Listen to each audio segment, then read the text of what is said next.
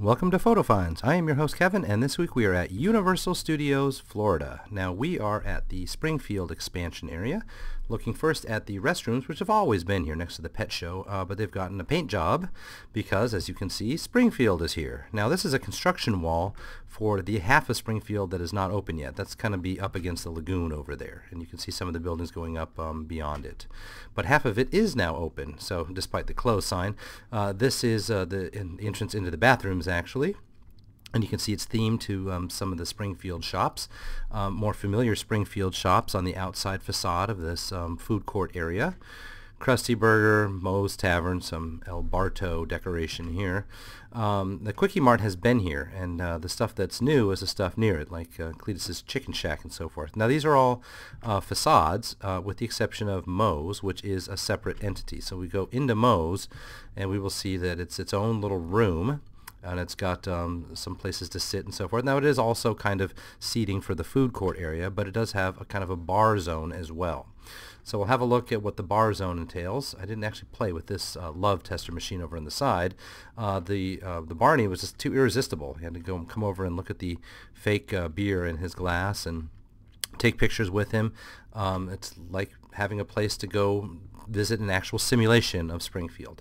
They do sell beer, Duff Dry, which apparently is quite hoppy, regular Duff Beer, and Duff Light. Now at the moment, when you order one of these, it gets poured into a regular cup for you. They can't give the glass bottles out. Pretty soon they will have aluminum cans with that same labeling, the same theming, and you'll be able to take those around with you and leave the bar. But at the moment they have to pour them into cups. And you can see that there's a fair amount of decorations in the back, but it is not a regular full-size bar. Now around the corner from there we have the food court. This was previously the International Food Fair food court, different kinds of food from around the world, things like Chinese, Italian, that sort of thing. And they've obviously done something now that's very Springfield, very Simpsons themed, and we'll take you through those individual stations beginning on the right hand side here, where you can see some of the decorations to make it look a little bit like a mansion, showing off the, at this case, the grab-and-go stuff. And so you can see that there are salads, some pre-made sandwiches, some juices, and those sorts of things. You get a look at what the prices are like. It's about $9 for most of the sandwiches, with a couple of exceptions thrown in there. Moving on to the next station, we have Luigi's. There's a shot of the Luigi chef out front, so they've obviously taken some time to do some of the theming outside of these establishments. And Luigi's itself has some menu items that I think are fantastic. Instead of meat lovers, they call it the meat likers pizza, which is just totally fitting with the Simpsons mentality, the kind of jokes that they tell. Vegetarian pizza is an option as well. The Frying Dutchman, not quite the Flying Dutchman, is the place to get fish and chips and that sort of thing, fried calamari rings. And you can see that tater tots come with the fish and chips, so it's not chips so much as tater tots. Kids menu is over here in the corner, fried fish for $6, carrot sticks and grapes. This is a picture of the costume, because it struck me as a little bit unique and different. Around the corner from there we have Cletus's Chicken Shack, which, as you can see, offers chicken. Now the specific chicken items are things like the chicken and waffle sandwich, which sounds better than it actually was. At least the version that we had, the one that we had, was kind of a extra, almost too extra crispy chicken breast. It was tough to chew in some cases. So I do prefer the chicken and waffle sandwich at the Magic Kingdom over this one, but it's a fantastic item to have here at Universal compared to what they usually have, which is kind of boring and uninspired. Burgers and hot dogs might be the sort of thing we expect in a theme park. And this, as you can tell, they go a step further. This is what their chicken looks like. There are various kinds of fried chicken. And this is the one that's used in the chicken and waffle. Now around the corner from there we have the Krusty Burger, and there's their outfits. Take a closer look at what the Krusty Burger exterior looks like, and then their menu. The secret sauce on the Krusty Burger was mayonnaise base. It's actually really good. You should get it with extra sauce if you can. And it comes with a cheddar cheese sauce. It's a liquid cheddar cheese sauce. It's spooned on. Which is a little unusual. Now, we tried, the only other thing we tried on this menu was the rib sandwich, which is more like pulled pork, I guess, as a sandwich. It's not a discrete rib. And it was okay. Not as good, actually, as the Krusty Burger was better for some reason. You can see that the things are held on a steamer table up front here, and that's what they look like before they get assembled. So they do have burgers and hot dogs and so forth ready to go. There's that cheese sauce previously mentioned. The spicy fries they give here are really quite good. And then the final station is the Flaming Moe's, which is here mostly to sell us these drinks. There are signature drinks, the apple drink, the orange juice lemonade drink, the pineapple blue Curaçao drink, and then the Flaming Moe, which is the signature drink, costs $8, and you can see that it's served out of these taps, and they've got an image of Homer drinking one over here. There's a close-up of the menu sign as well. It's non-alcoholic. They also sell the Duff beer here. And here's what the Flaming Moe looks like. It's got a container at the bottom of this cup to hold the dry ice. And so the dry ice is not something you can drink by accident, since it's held inside the bottom of the cup. And it does flame. It's a fantastic, great thing for kids. Somewhat expensive at $8, but you do get to keep the cup, and it's collectible, I suppose, in that sense. And from there, you go to these central stations to pay. It's scramble service, so-called. They do sell the donuts here. And you can see a very large donut for $5. It's advertised there, the big pink donut. Or the cupcakes are $2 each, $6 for a 4-pack. This is what the food looks like when you deliver it to your tray. That's a Krusty Burger in the front, the chicken and waffle in the background, fish and chips, or fish and tater tots, I guess, in this case. This is a different time we had gone for a Krusty Burger. This one was the bacon burger. And then from there, we go to the pulled pork, or I guess the rib sandwich. And you can see the cupcake in the background from there. Now they do have themed napkins, which is an unusual and wonderful thing for them to have. Most establishments no longer have unique napkins to that establishment, and so I thought that was just a perfect touch, and I'm glad that they had it at that place. The walls are decorated in the food court itself. You can see many of the familiar Springfield and Simpsons characters, almost like you see at the beginning scroll at the beginning of any given Simpsons episode. This is what you might see, is them moving through that landscape all the way over to the Simpsons house itself on the far side of that mural. Now there's another room. This is inside the quote-unquote Krusty Burger facility, but this is what the room looks like. Has a different mural in front of it, all about evolution, I guess, and mutation. And you can see that it's kind of very Homer focused. This is a view of the Krusty Burger seating. Back to that mural.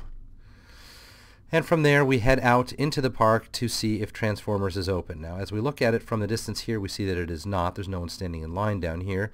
But this was new since I would last visited. This is a rather large Optimus Prime figure out front, and he looks pretty imposing. It's a fantastic magnet to draw people over and into the area. It looks kind of weathered and beat up. Basically, kind of looks real. And suddenly, the line opened up. And they've been running what they call technical rehearsals, soft openings, in the mornings and then late in the afternoon, so 6 p.m.-ish this past weekend. I don't know what they're going to do this weekend going forward, but that's what they did this past weekend. Now, as you can see, they call it technical rehearsal. Make sure you understand that you can't really complain if it gets closed and it's no longer operating. They posted a 90-minute wait time, although it didn't take that long when we first got in line. And as you can see, you have to be 40 inches tall to ride. This is what the Nest costumes look like. They're kind of military in aspect. And they do have fans set up outside, and there are also some switchbacks in the street itself, also with fans. Cover would have been better than fans, because this thing is going to get hot. Now, they do have Express Pass going to be available later. It wasn't available now, of course, and a single rider line. Now, the single rider line seemed to have as much weight as the regular line did, which is over on the right-hand side.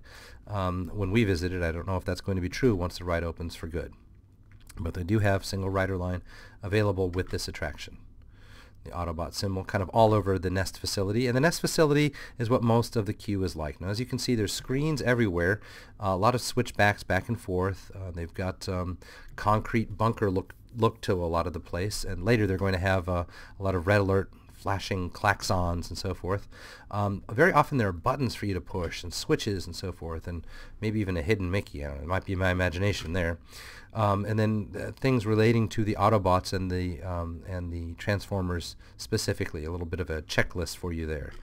Now they tell the story via the screens, what has happened, the story so far basically, the Transformers on Earth fighting against the Decepticons. Now the battle has come here, and you know there are good guys and bad guys with these robots, and we're in this facility here, the Nest facility, Non-Biological Extraterrestrial Species Treaty, which is the government agency basically that interfaces with the Autobots.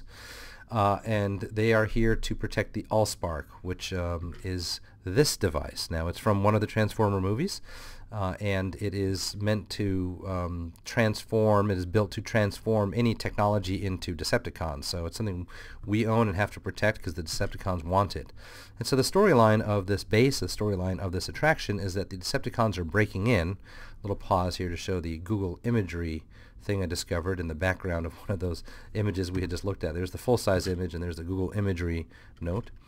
The Decepticons are trying to break in to steal the Allspark amidst all of these concrete bunkers. And I like the way that there are doors showing us passage through room to room, basically, as we move around and look at Decepticon artifacts and so forth.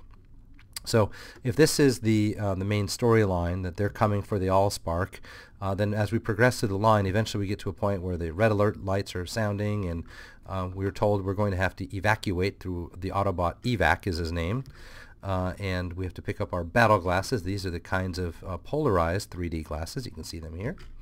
And then we come to our car itself. Now, this is not a full view of the car. This is just one portion of it. But this is not a picture. This is the outside of the car. These decals are done to make the car look old and beat up and real, I guess. It's a car very much like the Scout you are familiar with from Spider-Man, perhaps. It's got an open frame at the top, and then this gull wing opens up on the side, and that's how you get in. So this is what the car looks like from the outside. We were on the ride and actually stopped. That's why I took this picture. The ride stopped while we were on it. And you can see there's a motion base below it, screens in front of it. So this is that basically the vacuum cleaner Decepticon trying to suck us up. And there's a lot of this in the ride. It's a lot of fast-moving action from one Decepticon to another. Really very tremendous ride. It's very similar to what you see in Hollywood if you're familiar with that one. They did change it a little bit because they need to go up floors, up first and second floor, which I don't think they do in the Hollywood version. But either way, you won't notice. The ride is fast and frenetic and fast-paced, and you see some of our familiar Optimus and Bumblebee characters until finally, we get to the end of the ride and there's some physical props to look at because it's been basically a war zone with the fight with the Autobots and these Chinese throwing stars everywhere. It's really a fantastic addition to the park and one that you will need to see the next time you're at Universal. Now, just a couple of other things. Quickly notice at Universal at a different eatery, this Coca-Cola serving machine has had one thing on the screen, and then a moment later it had a different thing on the screen. So they have turned this into a screen, an advertisement screen basically, on the back of the drink cell, which I thought was neat, and I have not seen that anywhere before. They're selling the Transformers drink cups as well, really trying to hype up the new attraction as well they should. And then finally over by the disaster area, you can see the construction coming for Harry Potter, continuing to come along. Not a lot of exterior work done, although I assume they're getting closer to work done on the infrastructure. And speaking of infrastructure, this beam, this is the Mummy building next to us, this beam is part of that tramway or railroadway between the two parks, going to be the Hogwarts Express connecting Harry Potter East and Harry Potter West. That does it for this week of all Universal goodness. We will be back next time. In the meantime, we thank you as always for your attention, and we'll catch you next time.